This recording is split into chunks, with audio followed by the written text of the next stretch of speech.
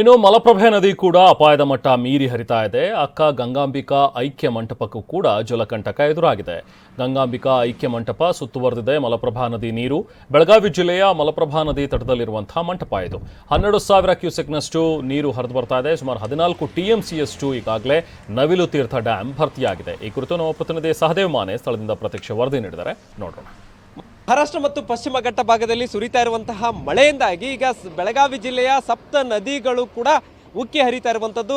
ಅದರ ಜೊತೆಗೆ ಕೆಲವೊಂದಿಷ್ಟು ಭಾಗದಲ್ಲಿ ಈಗ ಪ್ರವಾಹದ ಆತಂಕ ಕೂಡ ಶುರುವಾಗಿರುವಂಥದ್ದು. ಮುಖ್ಯವಾಗಿ ಒಂದು ಕಡೆ ಕೃಷ್ಣಾ ನದಿ ಅಪಾಯದ ಮಟ್ಟ ಮೀರಿ ಹರಿತಾ ಇದ್ರೆ, ಅದರ ಜೊತೆಗೆ ಮಲಪ್ರಭಾ ನದಿ ಕೂಡ ಇದೀಗ ಅಪಾಯದ ಮಟ್ಟ ಮೀರಿ ಹರಿತಾ ಇರುವಂಥದ್ದು. ನಾನೀಗ ಮಲಪ್ರಭಾ ನದಿಯ ದಂಡೆ ಮೇಲೆ ಇರುವಂಥದ್ದು ಸದ್ಯ ಈಗ ನೋಡಬಹುದಾಗಿದೆ. ಇದು ನಾನೀಗ ತೋರಿಸ್ತಾ ಇದ್ದೇನೆ ಅಕ್ಕ ಗಂಗಾಂಬಿಕಾ ಅವರ ಐಕ್ಯ ಸ್ಥಳ ಇರುವಂಥದ್ದು. ಇಲ್ಲಿ ಐಕ್ಯ ಸ್ಥಳವನ್ನು ಇದೀಗ ಮಲಪ್ರಭಾ ನದಿ ಸುತ್ತುವರೆದಿರುವಂಥದ್ದು. ಬೆಳಗಾವಿ ಜಿಲ್ಲೆಯ ಏನು ಕಿತ್ತೂರು ತಾಲೂಕಿನ MK ಹುಬ್ಬಳ್ಳಿ ಬಳಿ ಇರುವಂತಹ ಈ ಒಂದು ಐಕ್ಯ ಸ್ಥಳದ ಏನು ಜಾಗ ಏನಿದೆ, ಈ ಒಂದು ಸ್ಥಳವನ್ನು ಕೂಡ ಇದೀಗ ಮಲಪ್ರಭಾ ನದಿ ಕಂಪ್ಲೀಟಾಗಿ ಸುತ್ತುವರೆದಿರುವಂಥದ್ದು.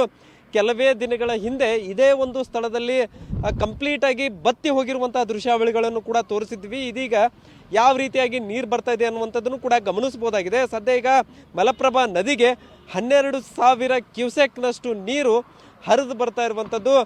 ಸಾಕಷ್ಟು ಒಂದು ಕಡೆ ನೀರು ಬರ್ತಾ ಇರುವಂಥದ್ದು, ಆದರೆ ಇನ್ನೂ ಕೆಲವೊಂದಿಷ್ಟು ಕಡೆ ಅವಾಂತರಗಳು ಕೂಡ ಸೃಷ್ಟಿಯಾಗ್ತಾ ಇದ್ದಾವೆ. ಯಾಕಂದರೆ ಇನ್ನು 3 ಅಡಿ ನೀರು ಹೆಚ್ಚಿಗೆ ಆಗಿದ್ದೇ ಆದರೆ ಅಕ್ಕಪಕ್ಕದ ಜಮೀನುಗಳಿಗೂ ಕೂಡ ಈ ಒಂದು ನೀರು ನುಗ್ಗುವಂತಹ ಭೀತಿ ಶುರುವಾಗಿರುವಂಥದ್ದು.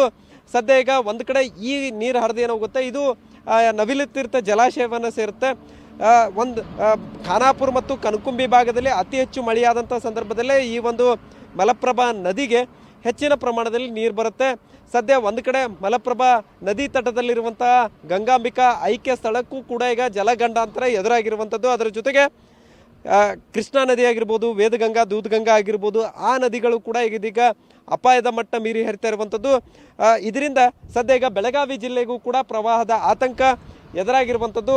ಒಟ್ಟಾರೆ ಬೆಳಗಾವಿ ಜಿಲ್ಲೆಯಲ್ಲಿ ಸದ್ಯ ಈಗ ಮಳೆಯ ಪ್ರಮಾಣ ಏನೋ ಕಡಿಮೆ ಇದೆ, ಆದರೆ ಮಹಾರಾಷ್ಟ್ರ ಸೇರಿದಂತೆ ಪಶ್ಚಿಮ ಘಟ್ಟ ಭಾಗದಲ್ಲಿ ಮಳೆ ಆಗ್ತಾ ಇರುವಂಥ ಕಾರಣಕ್ಕಾಗಿ ಅದರಿಂದ ಬೆಳಗಾವಿ ಜಿಲ್ಲೆಗೆ ಸಾಕಷ್ಟು ಪರಿಣಾಮ ಕೂಡ ಆಗ್ತಾ ಇರುವಂಥದ್ದು. ಕ್ಯಾಮರಾಮನ್ ಪ್ರವೀಣ್ ಜೊತೆ ಸಹದೇವ್ ಮಾನೆ, TV9 ಬೆಳಗಾವಿ.